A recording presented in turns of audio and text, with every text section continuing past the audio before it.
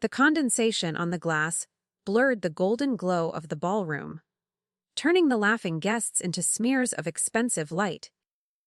I shivered under the leaking canvas of the service tent, the damp chill seeping through my thin coat. People often ask why I finally snapped. The answer is simple. My parents forced me to sit in the rain at my sister's wedding. She poured wine on me and called me dirt. Then my husband arrived and fired the groom. But before the fire, there was just the cold. My mother had stopped me at the entrance. Her smile tight and terrifying. She claimed the venue was over capacity, a lie so thin it was transparent. Through the French doors, I saw an empty chair at the head table, next to my father. It was reserved for a dignitary who hadn't arrived, not for her youngest daughter.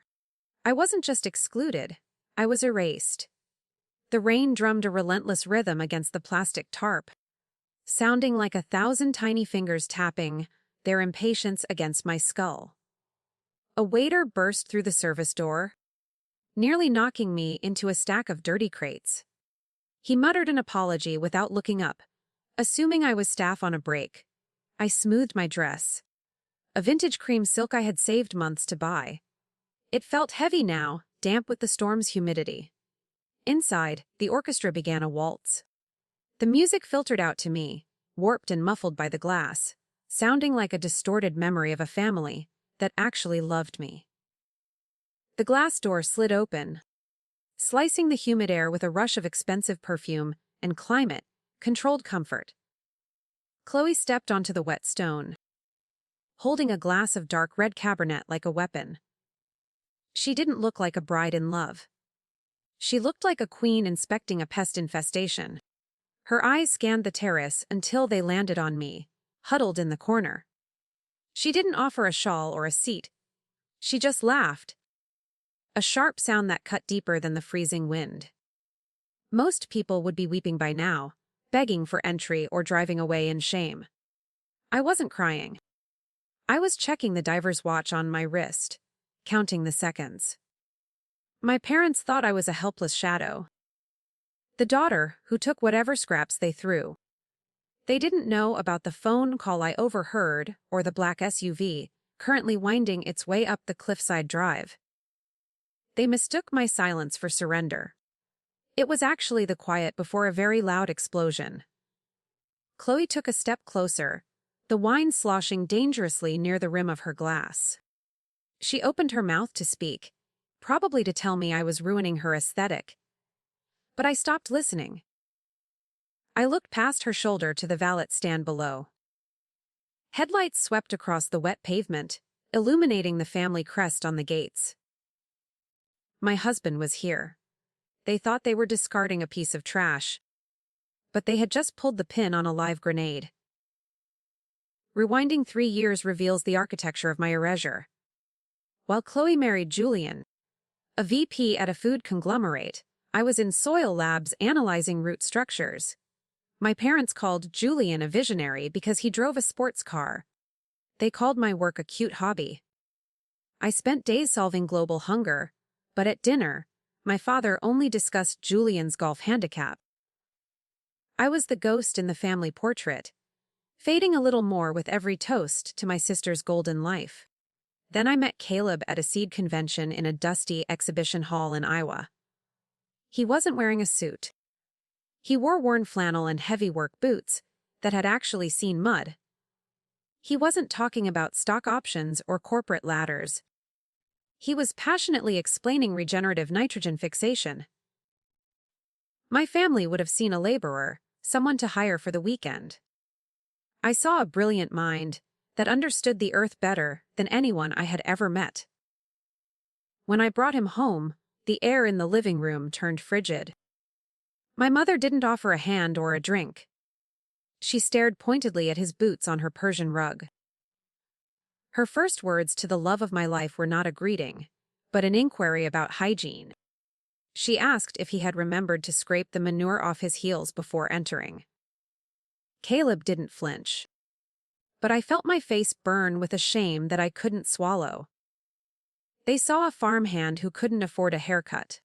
They had no idea the farm was the headquarters of Crestwood Industries. They didn't know he owned the patents and supply chains that Julian's company relied on for survival. Caleb was worth 9 figures. A silent titan in an industry of noise. He simply preferred fixing a tractor engine to sitting in a boardroom. To my parents, silence was poverty, and modesty was a failure. They judged the book by its dust jacket. We married quietly, without their fanfare. In 3 years, my family never visited our home. They assumed we lived in a shack with dirt floors. They didn't know about the glass, walled estate overlooking our private lake, or the laboratory, where I served as chief science officer. We let them believe their narrative.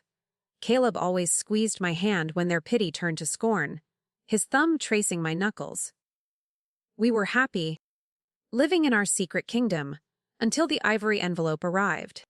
The invitation for Chloe and Julian's wedding of the century landed in our mailbox 6 months ago. It was a heavy, cream-colored card engraved with gold leaf. Inside, a handwritten note from my mother slipped out, landing on our granite countertop. It didn't ask how we were. It was a demand masked as advice. It read, "Please make sure Caleb wears a suit that doesn't smell like the outdoors. We have very important people attending, and Julian's reputation is at stake." Caleb picked up the note, reading it with a calm expression that terrified me. He chuckled, a low rumble, but his eyes remained deadly serious. He told me that if they didn't respect us when we were poor, they didn't deserve us when we were powerful. I agreed, swallowing the insult like I always did. But as I looked at his hardened jaw, I knew the indigestion from years of silence was finally starting to burn. The veneer of perfection cracked exactly 4 weeks before the ceremony. My phone buzzed during a soil centrifuge cycle, displaying my father's name. He never called during work hours unless someone was dead or detained. I answered, bracing for tragedy, but heard only financial panic. The cliffside venue, a place charging 6 figures for sea views and mediocre champagne, was threatening to cancel. My father wasn't asking how I was. He was breathing hard, asking if I had any savings. He needed $25,000 immediately. The final deposit for catering and florals was overdue, and the venue manager had lost patience. "It's just a cash flow issue." My father stammered, his voice thin with stress. "Julian's bonus is tied up in international transfers until next week. We just need a bridge loan." He promised they would pay me back the second the wire hit. It was a lie. I could hear the desperation rattling in his throat. I brought the request to Caleb that evening. He was reviewing patent filings at the kitchen island, looking entirely too comfortable for a man my family thought shoveled manure. When I mentioned the sum, he didn't blink at the money. But he frowned at the reason. "Julian doesn't have a bonus coming, Isla," he said quietly. "My sources at Agro Global say they're auditing the logistics department. They think someone is skimming expense accounts." The ugly pieces clicked together. Julian wasn't just broke, he was likely a criminal. Yet, looking at my father's desperate text messages, I felt that familiar, pathetic pull of familial duty. If the wedding collapsed, the humiliation would destroy them. I told myself I was doing it for peace, to buy one day where we could all just smile. "Do it?" Caleb said, reading my expression. "But do it anonymously. If they know it's us, they will hate us for saving them." We wired the funds the next morning through a shell corporation we used for anonymous philanthropy. I called the venue manager personally, instructing him to label the payment as a special vendor credit for high-profile clients. I wanted to be the invisible support beam, keeping their fragile house from collapsing. I didn't want gratitude. I just wanted a seat at the table, without the side of condescension. I bought their happiness with a check they would never thank me for. The reaction was instant and nauseating. Chloe posted a selfie on Facebook 20 minutes After the venue confirmed the booking was safe. She was holding a glass of champagne, beaming at the camera. The caption read, "The universe just knows I deserve the best." The venue loved my aesthetic so much they gave us a huge $25,000 credit. Blessed. There was no mention of luck or gratitude, only entitlement. She truly believed the world owed her luxury. Caleb showed me the post, his face unreadable. "She has no idea," he murmured. But then I saw the comment from Julian underneath. He posted 3 heart emojis and wrote, "Only the best for my girl." I made a few calls. He knew he hadn't paid it. He knew the venue didn't give credits. He was claiming my charity as his power move. I swallowed the insult, hoping this purchase would finally buy me a seat at the table. The gravel driveway of the cliffside estate was a runway of excess, lined with rented Ferraris and blooming hydrangeas. We arrived in our modest rental sedan, an ugly gray blemish in the parade of wealth. Just as I reached for the door handle, Caleb's phone buzzed against the center console. It was the specific, jarring ringtone assigned to his international board of directors. He looked at me torn. "Go ahead, Isla. I need 20 minutes to put out a fire in Tokyo." I stepped onto the portico alone, the humid air instantly attacking my hair. Without Caleb's solid presence beside me, I felt the familiar shrinkage of my spine, the reflex to become invisible. The entrance hall was a cavern of white roses and crystal chandeliers, buzzing with the chatter of people who owned summer homes in the Hamptons. I smoothed the silk of my dress, my hands trembling slightly. I was walking into the lion's den wearing a gazelle's skin. My mother intercepted me before I could reach the guest book. She was wearing champagne satin and a smile that didn't reach her eyes. Her gaze flicked over my shoulder, searching for Caleb, and relaxed when she saw I was alone. "Isla," she said, her voice dropping to a conspiratorial whisper. "You look fine. But we have a tiny logistical hiccup." She steered me away from the main doors, with a grip that felt like iron disguised as affection.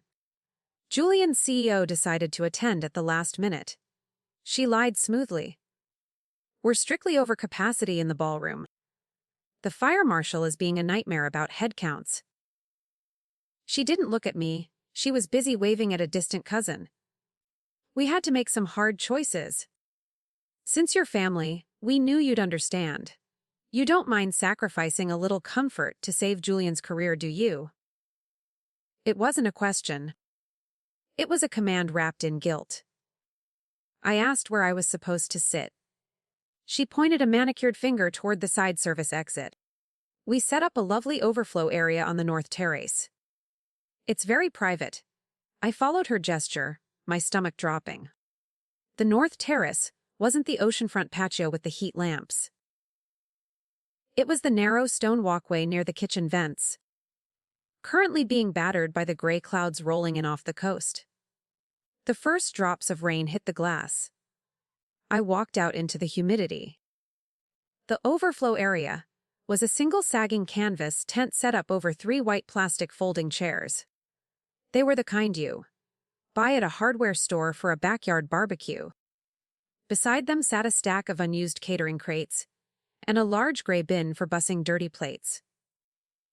A waiter pushed past me with a tray of empty oyster shells, the smell of brine and stale lemon hitting me instantly. This wasn't seating. It was a holding pen. I turned back to the glass doors, seeking warmth, and that was when the lie unraveled completely. Through the condensation, I had a clear view of the family table. There were 12 settings. My parents, Chloe, Julian, and the bridal party were seated. But at the far end, right next to my father, was an empty chair. It wasn't a capacity issue. There was plenty of room. They just didn't want the shadow daughter blocking the light. The rain intensified, turning the canvas roof above me into a deafening drum. Water dripped through a tear in the seam, pooling near the toes of my heels. Inside the ballroom, the muffled applause of a toast began, a sound that felt miles away. I stood there, shivering in my cream silk dress, feeling less like a sister and more like a discard to be thrown out with the catering trash. Then the service door hissed open again. It wasn't a waiter this time. It was the bride. Chloe stepped onto the wet concrete, the train of her gown gathering dirt instantly. She didn't seem to notice the grime. Her eyes were locked on me with cold amusement. In her hand, a large glass of dark Cabernet swirled rhythmically. Isla. "What are you doing out here?" she asked, her voice dripping with fox concern. "You are blocking the service path. Honestly, you look like a drowned rat." "Mom told me to sit here," I said, my voice trembling against the wind. "She said there wasn't enough room inside." Chloe laughed, a sharp sound that cut through the humidity. "Don't be dramatic. You are lucky you were invited at all." Julian was terrified Caleb would start talking about fertilizer to the CEO and ruin his promotion. She stepped closer, invading my personal space. Her perfume was overwhelming, smelling of expensive lilies and cruelty. "Is that silk?" "A bit much for a farm girl." I stiffened, finally finding a spine beneath the sodden silk. "Caleb is worth 10 of Julian." I snapped. The smile vanished from her face. Her eyes narrowed into slits of pure malice. "Careful, Isla. You are forgetting your place." She feigned a stumble, her heel catching on nothing but flat pavement. It was the most calculated accident I had ever seen. Her arms swung forward in a perfect arc, the wine glass tipping with malicious precision toward my chest. The liquid hit me with shocking coldness. Dark red wine splashed across my neck, soaking into the bodice of my cream dress like a fresh wound. It dripped down my stomach, staining the delicate fabric irrevocably. I gasped, the metallic smell of alcohol filling my nose. Chloe stood back, a hand over her mouth in a performance of shock that fooled no one. "Oh no," she said, her voice completely flat. "Look what you made me do." She didn't offer a napkin. She turned to the security guard posted near the door, a burly man who looked uncomfortable witnessing the cruelty. "Excuse me," she called out, snapping her fingers. "This woman is causing a disturbance. She's drunk and messy. Please escort her to the parking lot before she ruins the photos." The guard hesitated, looking from her pristine gown to my ruined dress. "Ma'am, she's family," he muttered. Chloe's eyes flashed. "She is a liability. Remove her." My parents watched from behind the glass doors. They saw the wine. They saw the guard step forward to grab my arm. They didn't move. My father took a sip of champagne and turned his back to the window. That was the moment the tether snapped. I didn't fight the guard. I shook off his hand and walked toward the gravel path, tears finally blurring my vision. But as I reached the edge of the light, an engine roared. The black SUV skidded to a halt on the wet gravel, the tires biting into the stones with aggressive precision. The driver's door flew open before the engine even died. Caleb stepped out, not in the flannel my family expected, but in a bespoke charcoal suit that cost more than Julian's car. He didn't look like a farmhand. He looked like a warhead in human skin. He saw me shivering in the rain, the red stain blooming across my chest. His eyes went from worried to absolutely lethal in a single, terrifying second. He crossed the distance between us in 3 long strides, ignoring the downpour that darkened the shoulders of his jacket. "Isla," he said, his voice a low growl that vibrated in my chest. He touched the wet silk of my dress, his fingers coming away red with wine. He didn't ask what happened. He looked at the glass doors and understood everything. "They did this," he stated, not as a question but as a verdict. I nodded, unable to speak through the chattering of my teeth. He grabbed my hand, his grip unyielding. We marched toward the main entrance, Caleb pulling me out of the shadows and into the light. The security guard, the same one Chloe had ordered to remove me, stepped in our path with a raised hand. "Sir, the Terry's guests are..." Caleb didn't slow down. He locked eyes with the man and said a single word. Move. It wasn't a shout. It was a command spoken with the absolute authority of a man who owned the ground beneath our feet. The guard flinched, his instinct to obey overriding his orders, and stepped aside. Caleb kicked the double doors open. They swung back with a violent crash that silenced the string quartet instantly. We stepped onto the marble floor, a jarring image of vengeance amidst the pastel floral arrangements. I was dripping wet, my hair plastered to my skull, the wine stain looking like a gunshot wound. Beside me, Caleb radiated a dry, cold heat that seemed to suck the oxygen out of the room. 200 heads turned. The clinking of silverware stopped. For a heartbeat, the only sound was the dripping of rain from my hem. Chloe was the first to break the silence. She stood near the cake, her face twisting into a mask of annoyance rather than guilt. Isla? I told you to leave, she hissed, her voice carrying across the silent room. And who is this? Security? My mother rushed forward, her heels clicking frantically on the marble. She reached for Caleb's arm, her face pale. Caleb, please. You are making a scene. You're going to ruin Julian's big night. Just go back to the farm. She actually tried to shoo him away like a stray dog.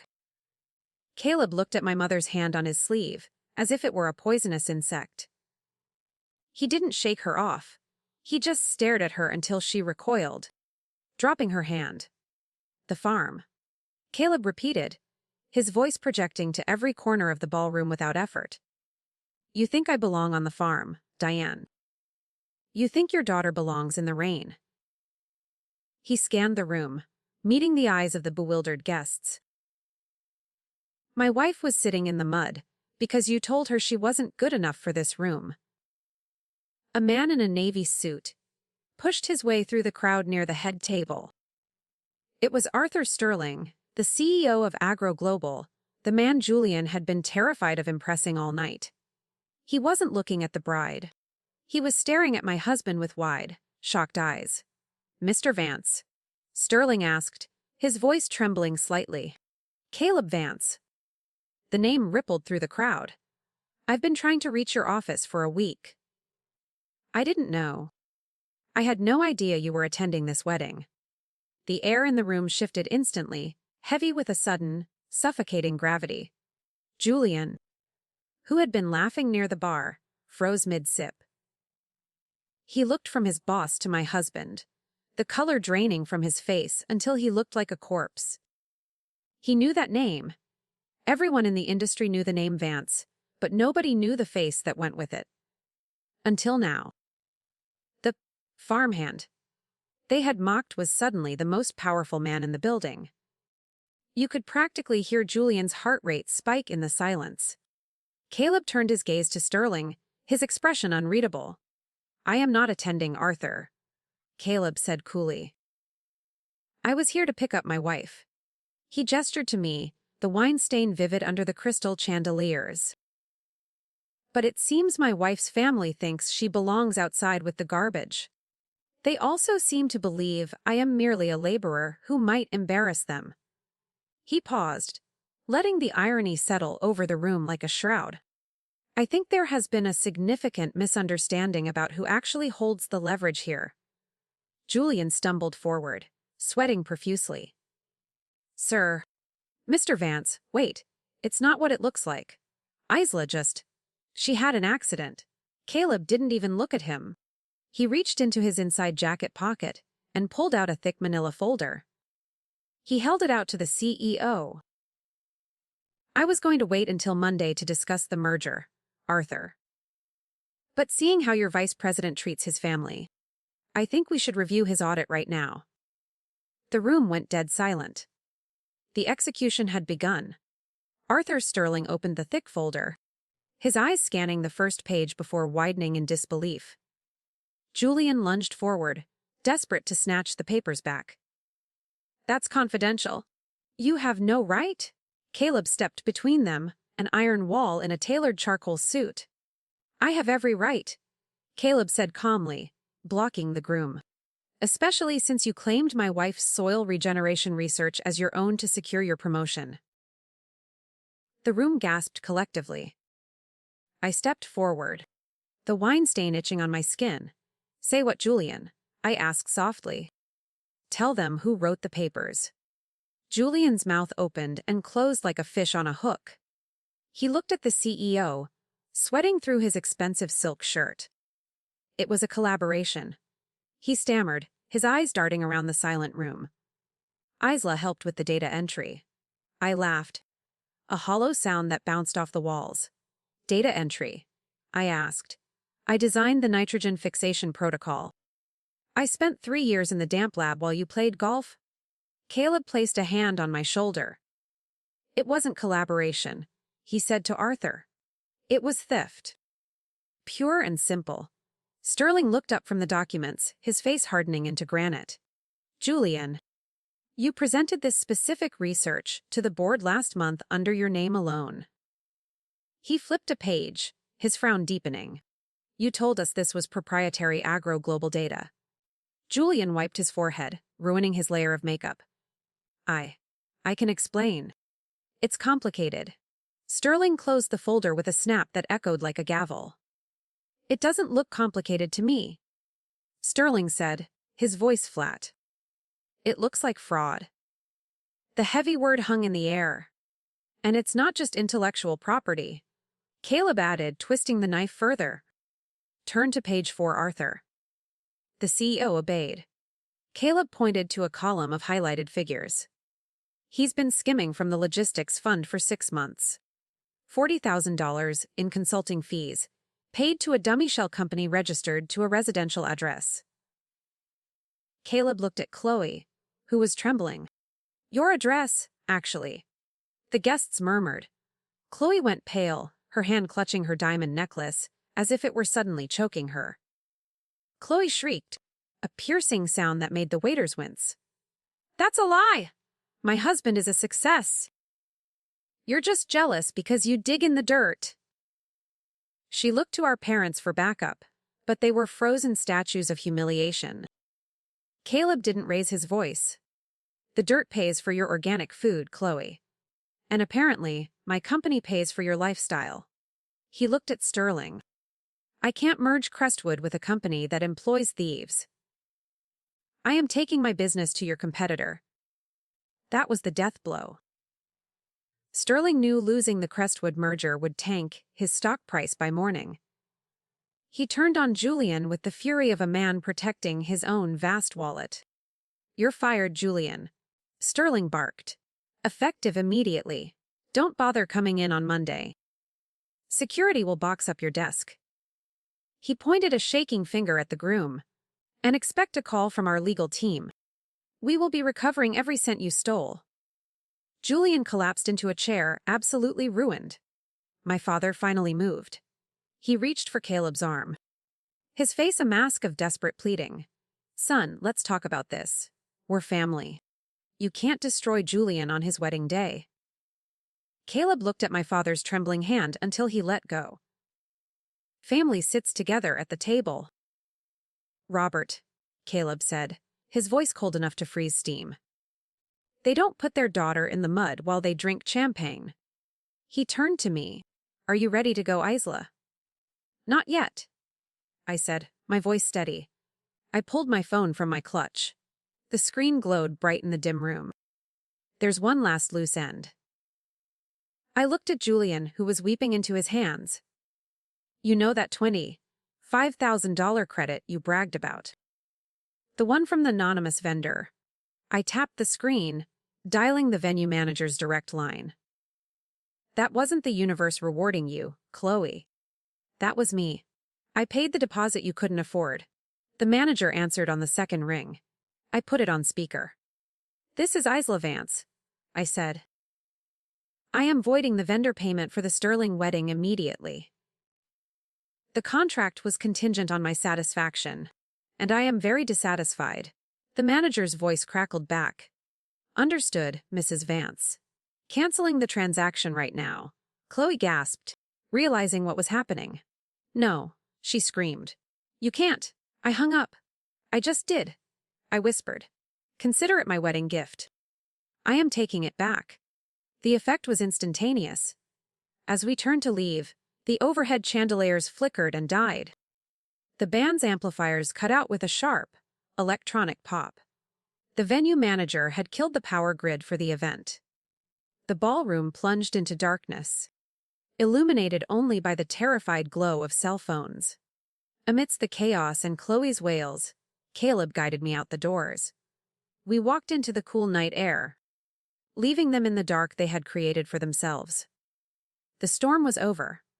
3 days later, the silence of our home was interrupted by the sharp buzz of the security intercom. I was standing on the deck, drinking coffee and watching the morning mist roll off our private lake.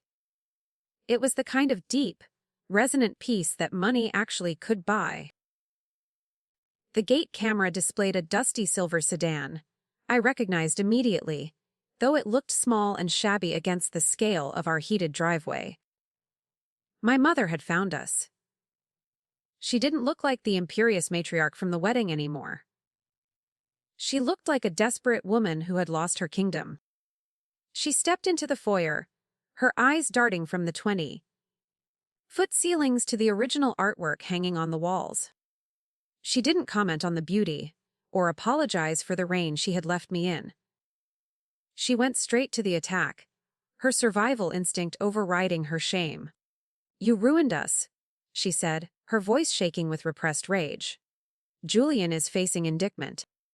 We have legal fees piling up by the hour." She slammed a crumpled invoice onto the marble console table. "Since you caused this mess, you are going to pay for it. It is the least you can do." I looked down at the paper. It was a retainer fee for a criminal defense firm, totaling $50,000. "I didn't cause the mess, Mother," I said calmly. "I just turned on the lights." She stepped closer, baring her teeth in a snarl. "If you don't pay this, I will go to the press. I'll tell them Caleb is a cold-hearted tycoon who destroys his own family for sport." She smiled an ugly, triumphant expression. "Think of his stock prices. Think of your reputation. The public loves a crying mother." I didn't feel the old fear. I just felt a profound, hollow pity. I picked up my tablet from the table and tapped the screen. "Go ahead and call them," I said, sliding the device toward her. "But before you do, watch this." The video played clearly. It was the security footage from the terrace. It showed Chloe throwing the wine. It showed my mother watching from the window, turning her back as the guard grabbed me. The high-definition audio picked up every cruel word. "Assault," I whispered, and "complicity." Her face drained of color, leaving her skin looking like old parchment. She watched herself abandon her daughter on a screen brighter than her future. "Caleb owns the security company that monitors that venue," I explained. "If you go to the press with lies, I go to the police with the truth. The world won't see a victim. They will see a monster." She stared at me for a long moment, searching for a weakness that was no longer there. Then, wordlessly, she grabbed her purse and fled. I watched her car disappear down the long, winding drive.